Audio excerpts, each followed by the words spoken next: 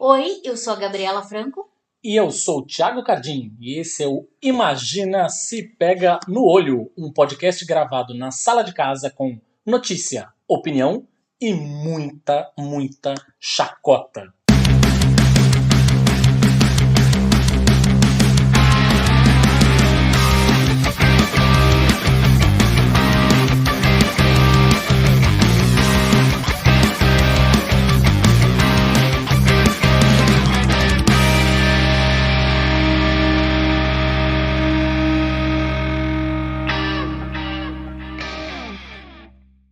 Muito bem, começamos aqui a gravação. Eu vou para você que é o nosso ouvinte da nossa pequena, seleta, porém fiel audiência, eu vou inverter o jogo dessa vez, com Imagina Se Pega no Olho, porque geralmente está acostumado a gente a fazer uma introdução do assunto e aí a gente depois introduz o nosso convidado. Eu vou fazer o contrário agora.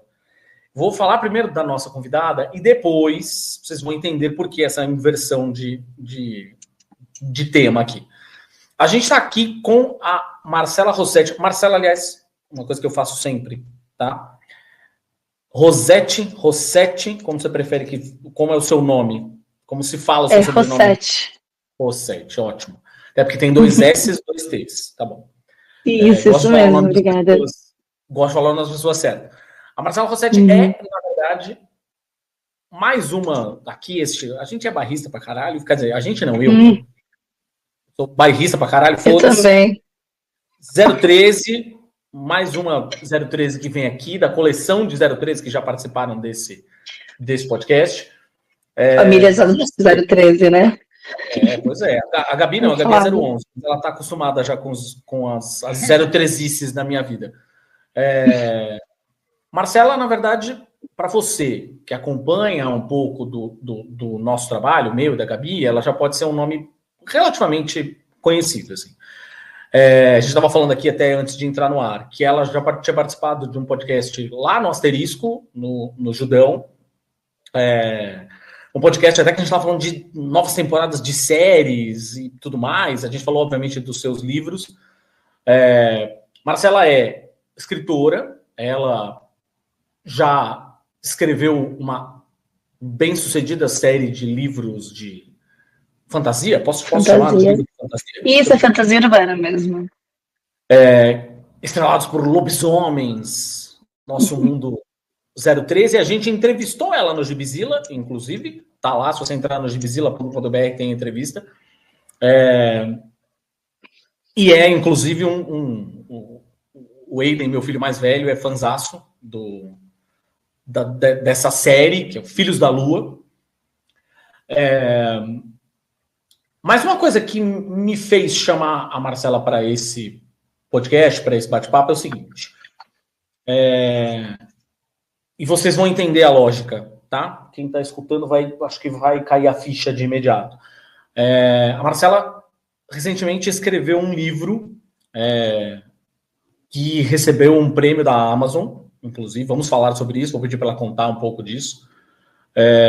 O livro chama-se Caixa de Silêncios, que é uma pegada completamente diferente. Assim, por exemplo, eu li, acho que muito recentemente, na verdade, o gibi que você escreveu, que o Bar desenhou, que saiu pela Caju. Que, inclusive, acabei de saber que foi indicado pela HQ Mix. Ah, muito bem, que demais. Por HQ de terror, acabei de saber. Ah, maravilhoso, maravilhoso. Indicação, a gente já indicou aqui no podcast, inclusive. Mas você foi para um lado, é engraçado, porque quem estava meio que se acostumando a ler o teu trabalho, com Caixa de Silêncio, você foi para um lado totalmente diferente. E eu adoro isso, no fim, né? Ou seja, você dá uma volta muito legal. Eu queria, antes de tudo, que você falasse um pouquinho sobre o Caixa de Silêncio, sobre o livro. Tá. Bom, Caixa de Silêncios, ele não venceu apenas o prêmio Amazon, ele já tinha vencido 2 editais ao mesmo tempo, um de Santos e um do Estado de São Paulo, que é o PROAC e o Facult, em 2022. Então, eu comecei a escrevê-lo em 2023, finalizei em meados de 2024. E essa foi uma obra, para eu falar dessa obra, é preciso dizer também o quanto que foi difícil, emocionalmente difícil escrevê-la durante esse 1 ano e meio, mais ou menos, né, de escrita. Mas eu sabia que teria um resultado final muito bom. Porque não apenas por causa do tema, mas eu sentia os personagens e a história, sentia o caminho que eles estavam indo e sabia que poderia atingir bastante gente. O Caixa de Silêncios é a história de uma personagem, na verdade, três protagonistas. Você vê a história através da Ana. Ela se mudou para uma nova cidade e ela tem que enfrentar não apenas sua adaptação, mas também o mundo dela desmoronando. Eu não posso falar muito por causa dos spoilers. Só que nesse momento ela conhece 2 garotos da idade dela, 16 anos. São jogadores da base de um famoso time de futebol, que eu coloco o nome fictício, chamado Agioi. E nesse momento, a vida dos 3 começa a se transformar, porque eles vão ter que enfrentar seus medos e seus silêncios, né? Então, Caixa de Silêncios, ele vai falar sobre abuso, né? Abuso sexual em meninos no futebol. E apesar de ser um tema difícil, um tema complexo e pesado, ele é escrito de uma forma leve. Então, eu gosto de comparar com o... Quando me perguntam, mas como assim, né? Mas dá para escrever algo leve com esse peso todo na história? Eu comparo muito com A Culpa das Estrelas. Então, você fala sobre jovens que estão em uma situação muito difícil. Mesmo assim, o autor conseguiu te envolver numa história sobre amizade, sobre enfrentar seus medos, enfrentar todos os obstáculos, ainda com uma certa esperança. E essa é a mensagem também do Caixa de Silêncios. É uma mensagem sobre amizade, é uma mensagem sobre superação, sobre ativismo juvenil. E principalmente sobre a quebra do silêncio, né? Sobre denúncia, sobre a importância de não ter mais vergonha. Tanto é que a epígrafe do Caixa de Silêncios é a frase que eu mudei depois, né? Porque veio à tona, acho que no meio, eu estava escrevendo Caixa de Silêncios. É a epígrafe da Gisele, não é o nome dela? Agora esqueci o sobrenome, daquela senhora francesa que descobriu que o marido dela estava fazendo, sabe, né? Gisele agora tá na minha epígrafe. E que ela fala, a vergonha tem que mudar de lado. Né? Então, é bem essa mensagem. Né? Quando ela começou a sair essa frase dela, eu acompanhei também o caso dela, eu falei, mudei a epígrafe que eu tinha e coloquei, porque eu falei, nossa, essa é a mensagem do Caixa de Silêncios. Né? E automaticamente é uma mensagem sobre amizade, sobre força, sobre rede de apoio, sobre como a escola pode fazer diferença, sobre amigos pode fazer diferença, entendeu? Sobre como as pessoas ao redor podem fazer diferença e devem fazer diferença num mundo que cada vez mais fica insensível, principalmente às dores dos jovens. Desculpa, falei muito, mas é isso. Imagina. Bom, você que está escutando, obviamente, você deve imaginar, portanto, por que estamos falando sobre isso, né? No podcast anterior, na verdade, no episódio anterior, a gente foi para um lado de uma determinada discussão a respeito do mercado de comunicação, jornalismo, o papel dos influenciadores, a partir do vídeo do Felca. Aqui a gente tem um outro lado, que acho que é um lado importantíssimo da gente trazer. Marcela, de onde veio a ideia do livro, especificamente? Você se inspirou em algo real? Sim. Lembrei de Gisele Pericotti, só para retornar aqui. E... Sim, foi na sala de aula, alguns anos atrás. Eu entrei, estava trocando de aula com uma professora de língua portuguesa, que eu sou professora de história também. E aí, a professora assim, né? É importantíssimo. Ela é professora de história na escola onde eu estudei. Nossa, é verdade, eu tinha esquecido esse detalhe. Esse detalhe até hoje. Tô 18 anos ela. E aí, Nessa troca de aulas, o professor de língua portuguesa olhou pra minha cara rindo e falou assim: termina aqui a discussão pra mim. Aí eu entrei. As meninas estavam polvorosas, eram alunos do 9º ano, 14 anos, e eles estavam arrumando a sala porque eles tinham tido um debate. E aí as meninas assim, professora, olha o que o aluno X falou. Eu falei, o que aconteceu?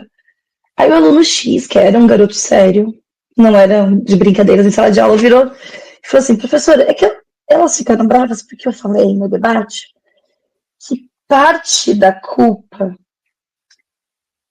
da violência sexual, no caso ele falou estupro, né, nas meninas, das próprias meninas. Aí eu, oi, né, como assim? Explica. Aí ele explicou, ele falou assim, porque assim, ele falou, e eu sei que isso é uma coisa que vem muitas vezes de outros lugares, né, que traz da sala de aula de outros lugares. Ele falou assim, olha, se você é uma garota e você sabe que você corre um risco de andar na rua à noite, de madrugada, então se você sai de madrugada sozinha com roupa curta, você está assumindo o risco de ser violentado. Se você vai na balada e fica bêbada, corre risco de ser... E aquela história que a gente já conhece, né? E aí eu virei, e assim, na hora, assim, as coisas vieram na minha cabeça, e eles me respeitam muito, né? Eu respeito eles, então eles levaram de boa assim, a nossa conversa. Eu falei assim, olha, vou fazer uma pergunta para você. Eu quero que você me diga quantas meninas, mulheres, né, eu conheço hoje que foram violentadas em algum momento de suas vidas. Aí eles chutaram, né, foram falando alguns números. Ele ficou quieto, só ouvindo. E aí eu falei assim, nenhuma. Eu não conheço nenhuma mulher. Naquela época eu não conhecia. E aí eu virei para eles e falei, agora eu quero que vocês chutem quantos homens, meninos eu conheço que foram violentados. Aí alguns ficaram já descrentes. E alguns foram, nenhum, né? E aí alguns, 1, 2, assim, tipo, e ele já entendendo onde o caminho estava indo. Eu falei assim, até aquele momento, conhecia 4. Eu conheço 4 homens hoje que foram violentados quando crianças ou quando adolescentes. Aí agora eu te perguntei para o aluno, né? Diretamente. Será que eles foram violentados porque eles saíram na rua sem camisa, de shorts, foram para a balada e assumiram o risco? E aí ele entendeu naquele momento, né, o que eu estava querendo dizer. E eu falei assim, a culpa nunca é da vítima. De forma alguma é da vítima. Como mulheres e meninas são violentadas, os meninos e homens também. A questão são os agressores. Eles se aproveitam de vulnerabilidades. E mesmo onde nós nos sentimos seguros, nós não estamos. Até porque os maiores índices de violência sexual ocorrem dentro de casa. Sim. Né? Ou em ambientes conhecidos e onde as pessoas confiam estar. E aí ele entendeu, ele falou, entendi, professora, tal, e eu deu para perceber que ele, sabe, teve uma luz, uma reflexão real na mente dele, e nunca mais as meninas silenciaram, era tipo que elas queriam que entendessem, que ele entendesse aquilo. E aí naquele momento eu prometi para mim, um dia eu vou escrever sobre violência sexual em meninos, porque é preciso. Olha quantos meninos, homens que eu conheço que foram, e nenhum deles tinha ido à delegacia. E aí há uma pesquisa muito antiga que eu encontrei em Portugal que fala, mas até hoje eu tento buscar essa pesquisa de novo e não encontro. Mas na época eu lembro que eu li que falava que eles estavam estudando a possibilidade de que homens, mulheres, são muito próximos à quantidade de violência sexual. Só que, infelizmente, os homens, eles buscam menos ajuda. Então, há uma subnotificação imensa. E aí a questão a gente já sabe, né? A questão do machismo, a questão do medo, da vergonha. E por que futebol? Então, o tema, eu já expliquei, por que futebol? Porque você conhece na escola que eu trabalho, volta e meia recebia crianças do time principal da cidade. E volta e meia, Eu me perguntava, nossa, como deve ser difícil para esses garotos ficarem aqui sozinhos, sem suas famílias. Tinha um aluno que ele chorava toda a aula, que ele estava sozinho aqui, ele tinha uns 12 anos. E ele e a família estava, acho que no Pará, não lembro em que local longe. E ele acabou voltando, abandonando tudo, o salário que tinha, tudo, e voltou. E eu falava, nossa, que situação difícil. E de repente começou a pipocar diversas denúncias no futebol, em geral, no Brasil e no mundo. Aí eu juntei os dois temas. E eu falei, desculpa. Eu juntei os dois temas e falei, seria muito interessante escrever sobre violência sexual no futebol numa cidade como Santos, que tem sua identidade ligada ao Santos Futebol Clube. E como professora, eu sinto uma responsabilidade muito grande quando eu observo tantos meninos com o sonho de serem jogadores de futebol. Quando você vê o preço que eles podem pagar por isso, pela falta de fiscalização, não sei se eu posso dizer essa palavra, mas de abandono, talvez, o que está acontecendo com essas crianças nos CTs, né? Eu falei assim, não, é sobre isso que eu quero escrever. O Santos, em específico, a gente está falando de um time que é um time que tem toda essa característica, inclusive, de formação de base, né? A história toda de meninos da vila, que começam a jogar muito jovens, os prodígios muito jovens, né? Enfim, toda essa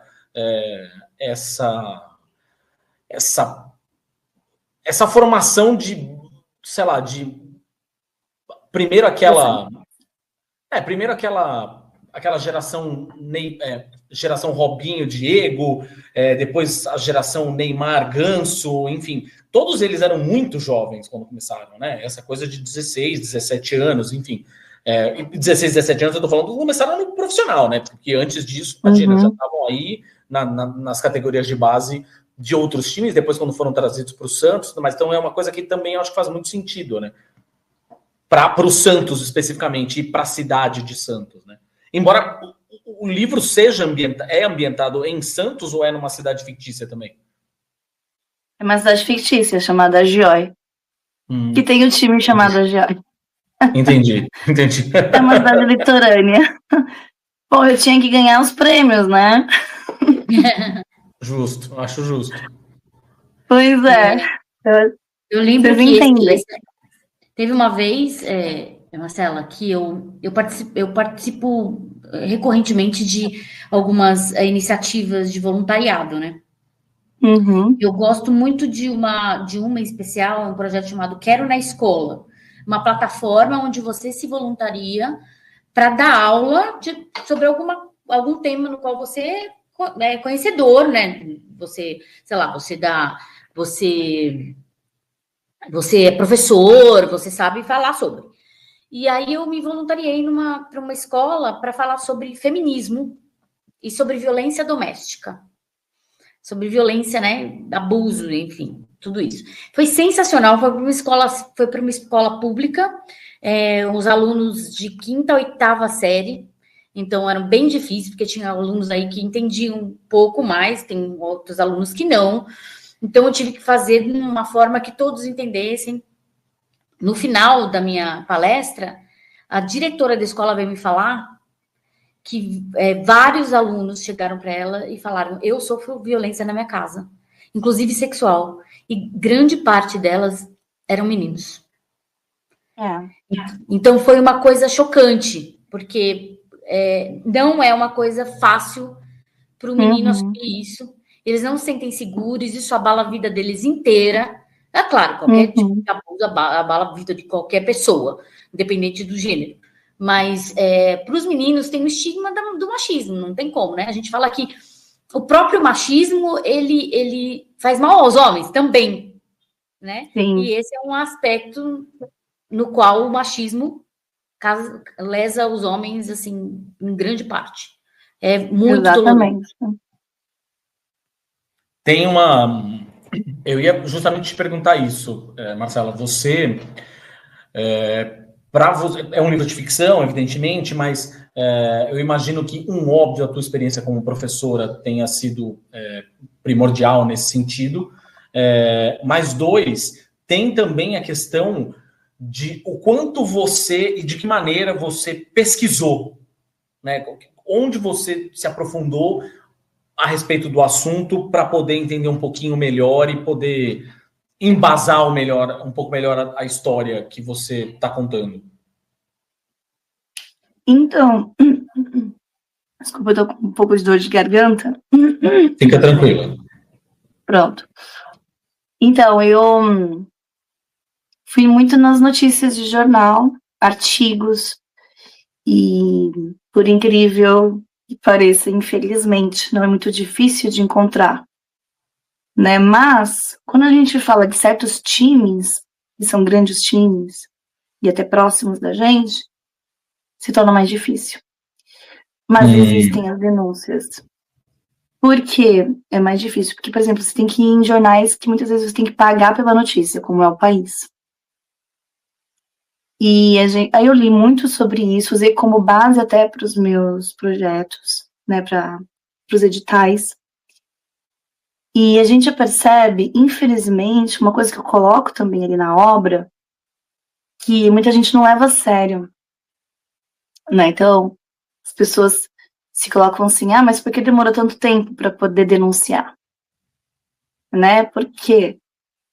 E quando a gente vê aquele jogador de futebol da Inglaterra, que não sei se vocês lembram, eu sou péssima para nomes e datas, mas ele foi no jornal e ele comentou que ele foi abusado por muitos anos, né, no futebol inglês. Falou o nome das pessoas, né? Hoje essas pessoas já foram presas, outros também foram falar, testemunhar. Assim, esse medo entranhado, medo de não ser levado a sério, medo depois de como ele vai ficar, porque a crença tá, eu vou denunciá-lo, mas eu vou perder minha vaga no futebol e ele vai continuar, porque ele é amigo de não sei quem, entende? Dentro do clube, do time, ele não é só é o dirigente também, é o treinador, em geral, é o olheiro. Então, a rede de apoio dos abusadores é enorme. Tanto é que lá na Inglaterra, eles estavam falando em rede, né? Rede de pedofilia, de abuso dentro do futebol. É uma rede onde havia transferência, troca de garotos entre os abusadores. E aí, quando a gente vê sobre o que aconteceu com a Gisele Pelicot, né, da quantidade de homens que nunca denunciaram o que estava acontecendo com ela, mesmo aqueles que não aceitaram e foram embora da casa do marido e dela, né, na casa dos dois, a gente percebe como essa rede de apoio existe. Recentemente foi encontrado não sei se foi no Discord, onde foi um grupo online com mais de 1 milhão de pedófilos, né, que interagiam nessa rede. Então, essas pessoas, elas se protegem muitas vezes porque elas estão em posições grandes e poderosas e importantes perante a sociedade. No meu livro, no Caixa de Silêncios, tem uma cena que o garoto fala o seguinte, ele fala assim, não, eles são monstros. E uma personagem fala, não, eles não são monstros. Eles são as pessoas comuns do nosso dia a dia. Eles são aquela pessoa ele é aquela pessoa que abre a porta do elevador para a senhora passar com as compras, que dá a cesta de Natal para o porteiro, que ajuda o vizinho na necessidade, que vai para as festas dos amigos depois de ter abusado de uma criança, e que todos aqueles amigos colocariam a mão no fogo por ele. Falo ele, mas a gente também sabe que tem ela, mas em menor quantidade. E então, quando há uma denúncia dessas, o primeiro impacto é desacreditar a vítima e apoiar essas pessoas, exatamente porque ele não parece um monstro. Porque, na verdade, para o seu filho, para sua esposa, para os seus vizinhos, para os seus amigos, ele não é. Então isso é Você muito falando de futebol, tá falando de futebol, talvez ele seja até um ídolo, né? Exato. E assim, é muito difícil. Então a gente precisa fortalecer essa rede de apoio à vítima. Quando você vai ver a conversa, muitas vezes no Instagram, no TikTok, aquelas coisas, quando tem a denúncia, a maioria das pessoas está desacreditando a vítima ali, nem conhece a vítima, não conhece a pessoa que está sendo acusada de abuso, mas já está humilhando ali a vítima. E eu sei que quando aconteceu aqui em Santos uma acusação com algumas meninas que jogavam, as meninas que jogavam futebol acusaram o treinador de abuso, eu fui e dei print nos comentários. É horroroso os comentários. É tipo assim, eu coloquei alguns desses comentários no livro, como comentário que estava acontecendo na história. Comentários bem parecidos. Sim. Porque são realistas. Ah, minha filha treinou com essa pessoa e nunca aconteceu nada. Nossa, né? Como se fosse alguma coisa isso. De indicação de inocência do outro, né? Ah, porque ele é uma boa pessoa, é um cara de família. Então isso é muito perigoso, porque as vítimas ficam cada vez mais acuadas. E elas sentem medo. Se mulheres já sentem medo, imagina os homens que... Eu falo assim, mas eu vou falar isso? Para ele é muito mais difícil sobre a visão que a sociedade vai ter depois disso. Então, eu não sei se eu acabei respondendo, acho que talvez tenha me perdido um pouquinho. Não. Eu ia falar justamente isso.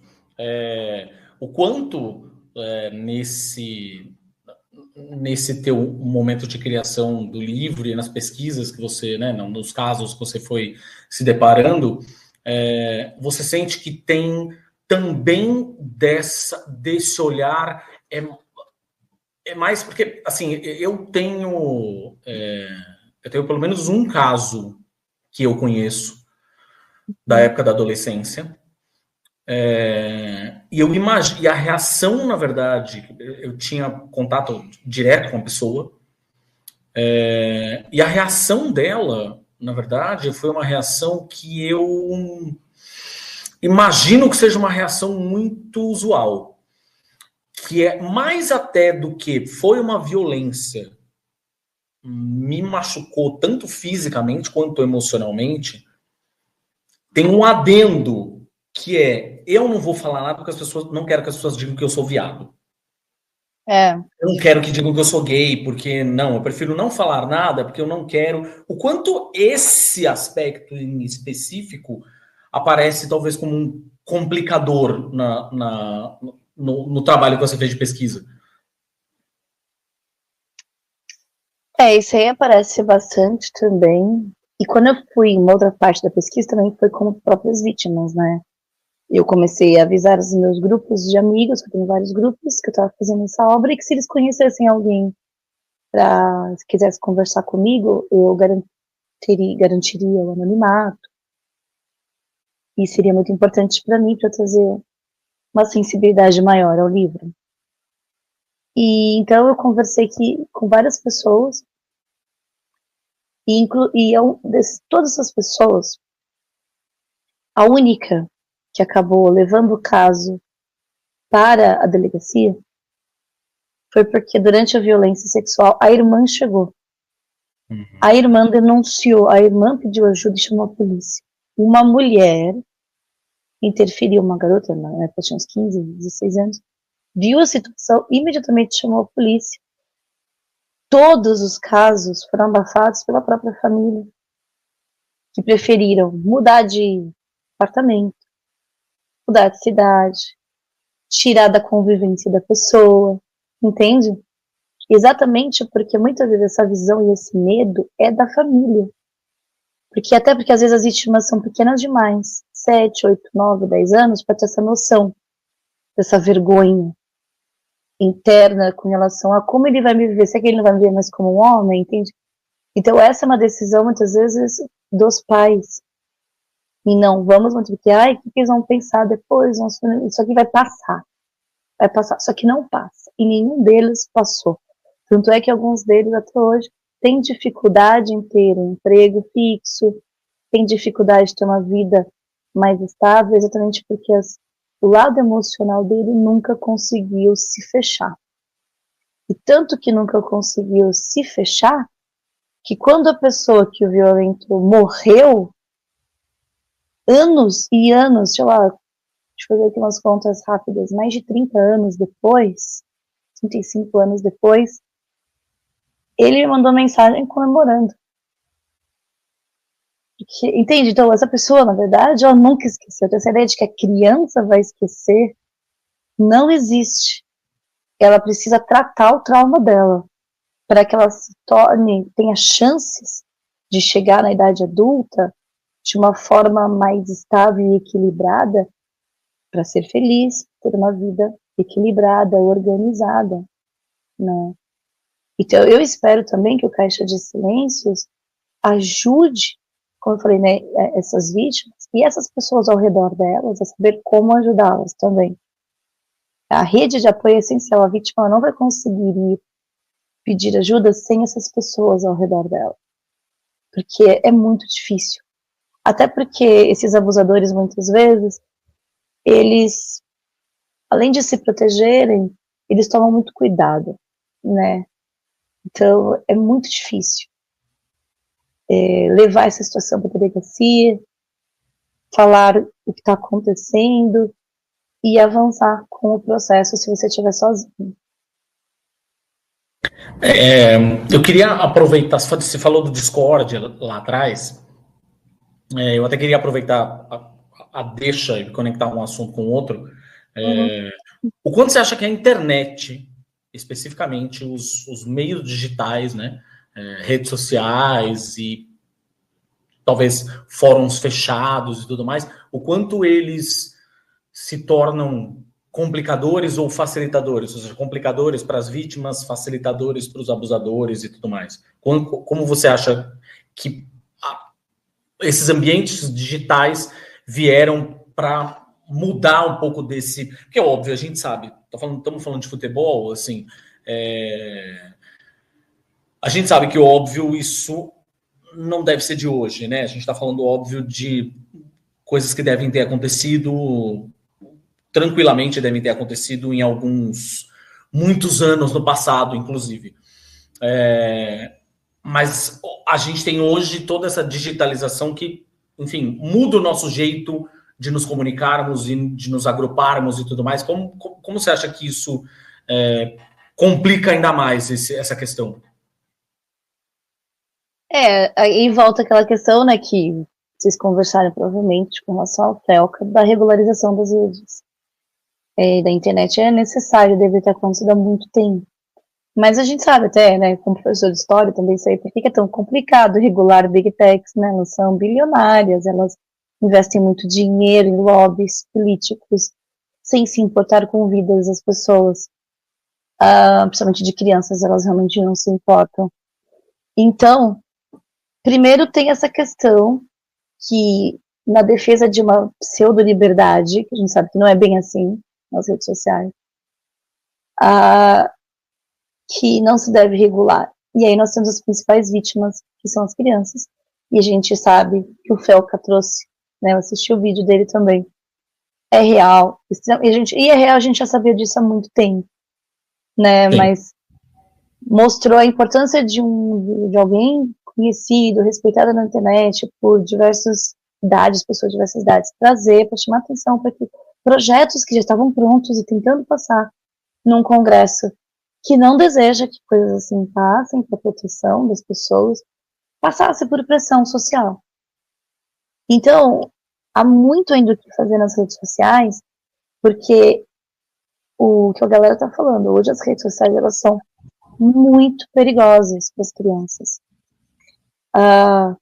Então, a gente está indo, né, com relação ao futebol, é um ponto, assim, porque essa questão dos predadores, eles vão buscar em cidades, Pará, né, vão buscar em cidades mais longínquas, em estados, né, mais longínquos, crianças vulneráveis, talentosas, para trazer para times e deixá-las sozinhas, e a gente sabe que ali ocorre toda a questão do abuso. Só que, quando a gente pensa em rede social, essa criança também está sozinha, num Discord, vulnerável, em outra rede social, qualquer, TikTok, e os predadores, eles vão buscando. Então, é muito assustador quando a gente percebe o quanto que nós temos de predadores no mundo. Os números são muito grandes, né? E talvez, bom, que assim, é difícil, porque a gente já sabe que é uma luta contínua, mas ter regulado com a ajuda do Felca, né, com a pressão do Felca, foi um pequeno passo, mas extremamente importante. Mas há outros passos que precisam ser feitos. E começa desde o trabalho na cabeça das próprias famílias, né? Não se deixa celular com internet no quarto de uma criança à noite, não se faz isso. Por diversos motivos, né? Então, primeiro porque ela pode passar a noite toda jogando, no dia seguinte na escola. Esse é o menor dos problemas, né? Ela está com sono na escola. E a gente sabe o que está acontecendo, elas estão sendo assediadas, trazidas para grupos online, onde ocorrem os estupros virtuais, né? A gente viu o caso da Polícia Federal, que teve um mini documentário sobre isso, né? A polícia ligou para a mãe e falou assim, olha, você corre agora para o quarto da sua filha, que é do lado do quarto da mãe, e tira o celular dela, que ela está sofrendo estupro virtual. Assim, não, como assim? Minha filha está dormindo. Não, não está. Corre lá e tira o celular da mão dela. E aí a mãe entrou e estava acontecendo, e eu não tinha a mínima ideia do que estava acontecendo. Então, eu acho que foi um pequeno passo, mas ainda há muita coisa para ser feita, e o principal é trazer de volta os valores sobre a importância da sociedade começar a pensar nela, nas famílias, nas crianças. Só que é difícil, né, no mundo de fake news, onde as pessoas falam uma pseudo-liberdade. Então, pela essa pseudo-liberdade na internet, vale a pena o risco de você deixar as crianças vulneráveis na internet. Sem dúvida. Você estava falando um pouco dessa, até ia te perguntar no teu papel de educadora, né? Um pouco desse momento de também se educar os pais a respeito disso, né? Os pais, de qualquer forma, né, estarem atentos a isso, com a internet ou não, enfim, mas, né, estarem atentos para o que está acontecendo em torno dos filhos deles. Qual que é o papel da escola em específico, né? Ou seja, de que maneira a escola pode ajudar a evitar esse tipo de situação? Uma vez eu falei numa reunião lá da escola que nós, os professores, né, os educadores em geral, nas membros da escola, nós somos os últimos soldados nessa guerra, né? E por causa disso, eles deram risada, mas eles entenderam. E tanto nós somos os últimos soldados nessa guerra, assim como os artistas, né? A gente sabe. Mas nós lidamos diretamente com as famílias. E o que parece hoje é que as famílias estão em guerra com a escola. Dá uma impressão muito grande que eles já vão visitar uma escola em guerra pela escola. Então, tipo, olha, aqui os professores são isso, são aquilo, são doutrinadores, que não sei o que. Então, eles já vão armados, e eles fantasiam, imaginam uma educação que não existe. Uma educação apartidária, não ideológica, tal. E, na verdade, o que eles esquecem é que se nós queremos um mundo melhor para os filhos, as crianças, a educação, ela precisa continuar o que ela já é. Ela precisa continuar não neutra, ou seja, plural. Ela precisa continuar reflexiva. Ela precisa continuar crítica. E é preciso deixar os professores trabalharem. Porque quando nós falamos de valores, de humanidade, de direitos humanos, é quando nós somos mais atacados. Principalmente os professores da área de humanas. Então, quando eu falo que nós somos os últimos soldados, nós realmente somos os últimos soldados nesse sentido. que quando a gente vai trabalhar essa parte da educação, da formação interna, vira-se esquerdista, mesmo que as pessoas ali não sejam, vira-se comunista, e a gente está falando de valor, né, de valor, de olhar para o outro, se importar com o outro, de trazer uma reflexão sobre a vida, sobre o mundo que nós vivemos. Então, eu volta e meia brinco, mas eu brinco falando sério, que a escola tem que educar os pais também nas reuniões. Entendeu? Então, tipo, os pais entram ali na reunião, uma simples reunião, é uma educação também. Olha, é importante observar isso, saber disso. É importante você entender sobre educação hoje. É importante vocês tomarem cuidado com bolhas, com fake news, sabe? Porque olha o que está acontecendo com os Estados Unidos hoje, né? Eles estão comemorando, de um vídeo lá da Califórnia, comemorando que a vacina não vai ser mais obrigatória. Né? Comemorando coisas assim. Eu fico pensando, gente, como é que uma pessoa comemora a vacina não obrigatória? Eu fico pensando nas crianças inocentes que acabaram de nascer, não vão ser vacinadas e vão ter deficiências por causa da falta de vacina. E vai crescer sabendo que poderia não ter tido aquele problema, problema de saúde se tivesse sido vacinado. Mas nem a família, nem o governo cumpriram sua parte. E muitas vezes essas famílias apoiam isso porque falta conhecimento, elas estão em bolhas de fake news. E a escola tem que estourar essas bolhas, por mais que essas pessoas não queiram que estoure. Porque toda escola sabe que os pais intimidam muitos aos poucos, né? Porque assim, a gente tem um grupo, obviamente, que fala mais alto, mas tem aqueles que apoiam a educação como ela está, reflexiva, etc. Mas é preciso que, se as escolas se unissem nesse sentido, elas sabem o que é uma boa educação e não tivessem mais medo de proteger os seus professores e colocarem nas reuniões escolares temas importantes, como vacinação, fake news para os adultos, o mundo começaria a mudar rapidamente, em poucos anos. Mas há um medo muito grande, e a gente sabe que os vítimas, os abusadores que estão em todos os lugares, prevalecem sobre o medo. Sem dúvida. Fico pensando que quando a gente está falando de educação nas escolas, tem ainda mais um desses bichos papões, né, que esses bolsões de conservadorismo acabaram elegendo, né, que é a educação sexual. Verdade. Me lembro até hoje, e aí é bem curioso no fim das contas, que eu estou falando da mesma escola onde a Marcela dá aula. Mas eu lembro até hoje de quando eu, na escola, eu tive a chance, por exemplo, foi um tanto chocante, confesso. Devia ter talvez uns 14 anos, não, 13, tinha 13 anos.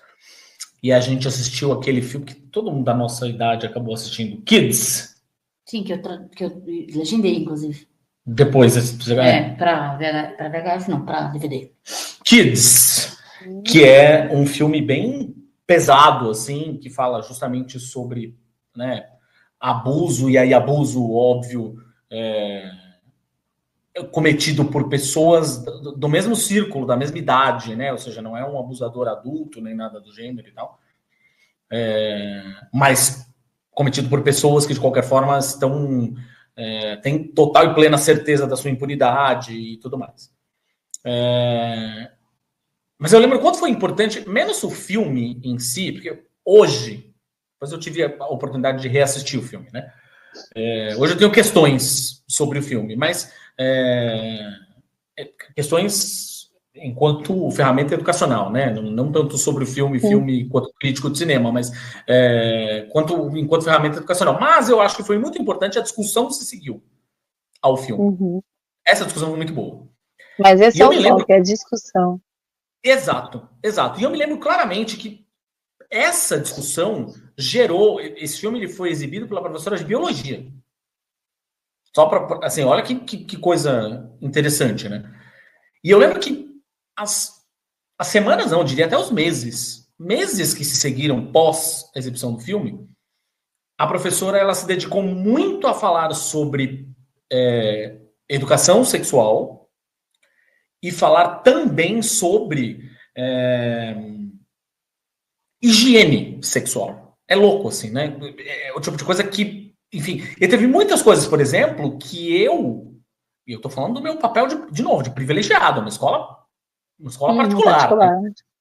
Eu estudei a vida inteira, basicamente, nessa mesma escola. Nunca estudei desde o maternal até o terceiro colegial. Terceiro colegial é muito coisa de velho, né? Enfim, mas é isso, até o último ano do ensino médio. E tiveram coisas que eu aprendi a respeito de sexualidade e da minha própria sexualidade na escola, muito mais do que em casa, porque meu pai era mega fechadão, conservador e não sei o que lá, e minha mãe era um extremo oposto, ela tratava tudo dando risada, satirizando tal, ou seja, demais, assim, ou seja, eram opostos muito extremos. O que era muito engraçado, inclusive, por um lado, mas para esse lado da educação sexual, horrível, né? Péssimo.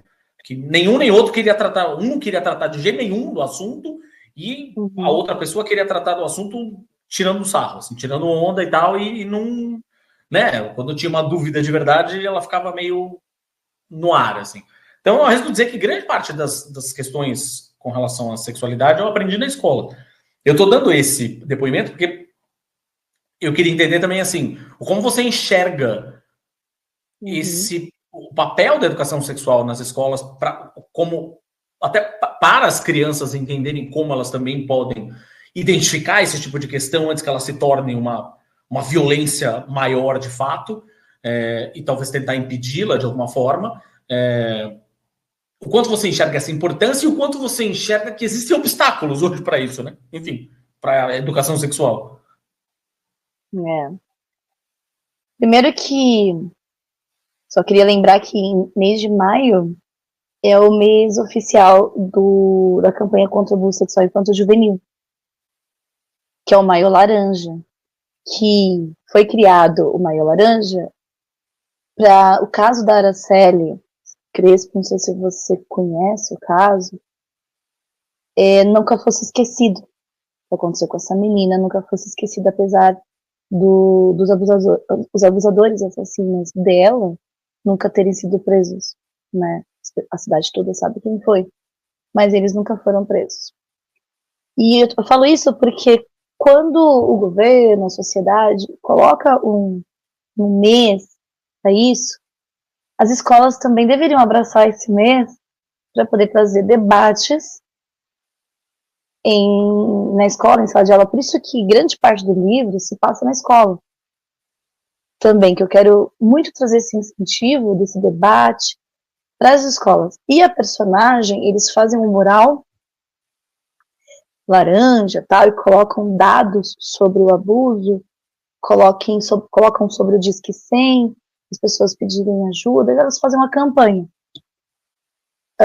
Como eu falei, o livro também fala sobre protagonismo juvenil. E uma personagem pergunta assim, mas e se a escola, que é o Grêmio que faz, e se a escola decidir jogar tudo fora? Como assim jogar fora, né? Não, porque você sabe como é, né? As pessoas têm muito medo de falar sobre abusos, falar sobre sexualidade, principalmente em escola. Aí a menina responde, bom, se a escola jogar fora, a gente faz de novo, né? E é isso, eu tento refletir no livro um pouco desses medos, desses questionamentos. E é isso, as pessoas têm medo de falar sobre sexualidade e abuso sexual, porque é como se fosse um tabu. E só é um tabu porque há uma construção para ser um tabu. Hoje, eu vi uma cena que me colocou lágrimas nos olhos. Até agora, quando eu falo, me coloca. Uma cena que deveria ser de alegria, mas de repente ela fica cinzenta. Que eu vou vendo muita coisa nos meus vídeos, né? Eu sigo uma galera politizada e também trabalha com questões de abuso e tal. E é uma cena onde houve uma votação numa assembleia, acho que municipal, não importa. E eles conseguiram colocar uma lei contra o casamento infantil de meninas. Foi no país aqui. Vou tentar achar também, porque eu tenho a impressão de levar para sala de aula. E, de repente, quando eles conseguem fazer passar no Congresso, estoura a comemoração no Congresso, uma felicidade, as pessoas começam a chorar de felicidade, a se abraçar. E a legenda é, observem, quem está comemorando? Somente as mulheres. E isso é algo da gente refletir. É óbvio que tem homens que comemoraram, mas eles ficaram apagados, aqueles poucos homens que comemoraram, porque é uma luta muito feminina. Porque quem entende de casamento infantil, né, historicamente falando, quem sofre um casamento infantil, 99% das vezes, são as mulheres. Né? Então, nós temos toda uma questão histórica que traz para os dias de hoje. E eu vou chegar na questão da escola. E aí, quando a gente tem questões sobre a negação do aborto, comentários sobre mulheres não terem que votar, nós estamos falando de controle dos corpos femininos. E para a visão social, essa questão do abuso ainda é uma questão feminina, entende? Não é tanto uma questão masculina. Que falar sobre o abuso masculino é algo de romper essas barreiras, trazer também o masculino para essa reflexão e muito mais aliados para essa luta. Não sei se eu estou conseguindo ser entendido. Sim, quando sim, a gente sim, chega sim. na escola, eu nunca esqueço, no 7º ano, que eu estava debatendo, falando sobre Grécia Antiga, e a gente começou a falar sobre a questão do machismo, da questão do patriarcado, né? Mas assim, dentro da linguagem do 7º ano.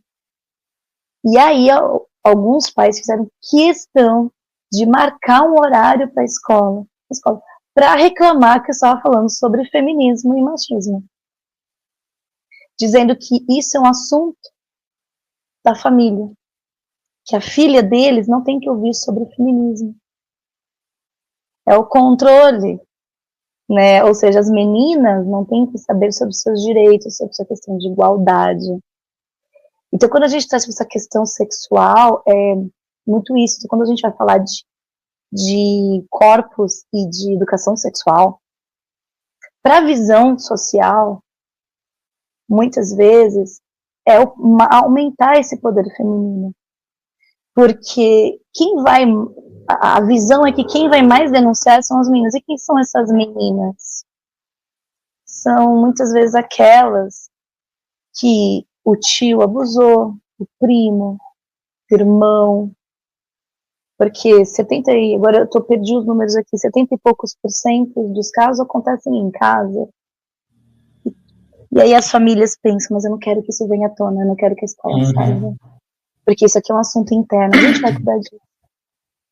A gente vai cuidar disso. Eu vou afastar do primo, do irmão, do tio, e aí esse tio vai violentar outras crianças, outras meninas. E aí você continua tirando o poder feminino. Mas quando a gente traz a discussão também para o masculino, a gente empodera as vítimas e a gente iguala. Isso é um trabalho também de feminismo. Então a gente fala, o homem também sofre com o machismo. Só que é uma questão complexa quando a gente tem uma sociedade conservadora que diz que questões como essas têm que ser resolvidas de forma privada. Mas se é no privado que as crianças são mais abusadas, como você vai resolver isso? Exatamente. Então, a educação sexual deveria ser uma regra, uma lei governamental. Deveria estar na lei, para que não tivesse discussão. A família não tem que opinar nisso. Por quê? Porque é a proteção para as crianças. E, em primeiro lugar, governos deveriam pensar em crianças. Porque aí logo nós teríamos famílias mais saudáveis. Porque né, aí vai ter toda uma reeducação, denúncia, né, então vai ter toda uma modificação na sociedade. Mas esse é o meu pensamento como professor. Também como feminista, e como alguém pesquisou sobre abuso sexual. principalmente em meninas, durante pelo menos 2, 3 anos. Sem dúvida, e tá certíssimo. Enfim.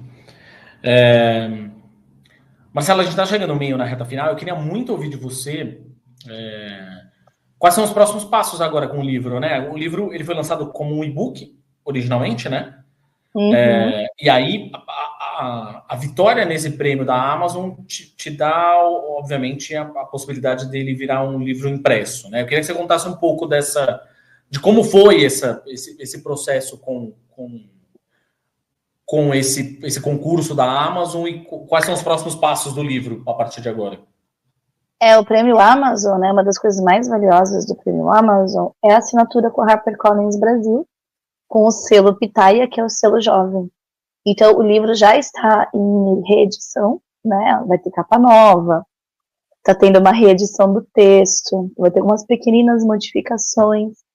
Para o livro físico, e o lançamento está previsto para novembro. Inclusive, você está convidado, todo mundo que estiver ouvindo também está convidado, no Festival Geek em Santos, que vai ser no feriado de 20 a 23 de novembro. Eu só não sei a data que vai ser o lançamento, mas eu vou colocar nas minhas redes sociais a data direitinho.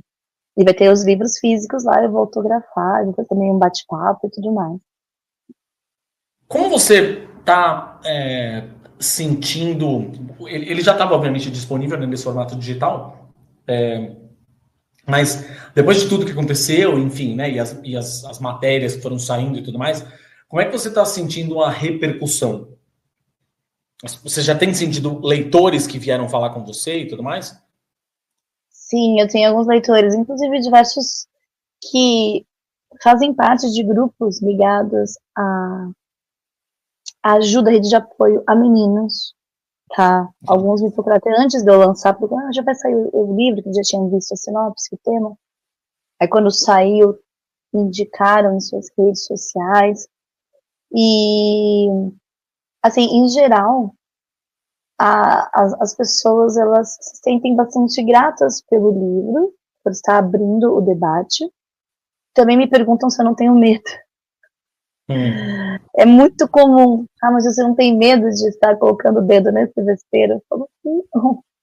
Tem uma coisa que eu tenho medo, eu não tenho medo na vida, é sério isso, né? Eu fiz um teste neuropsicóloga para ver lá os diagnósticos das coisas que a gente tem na vida.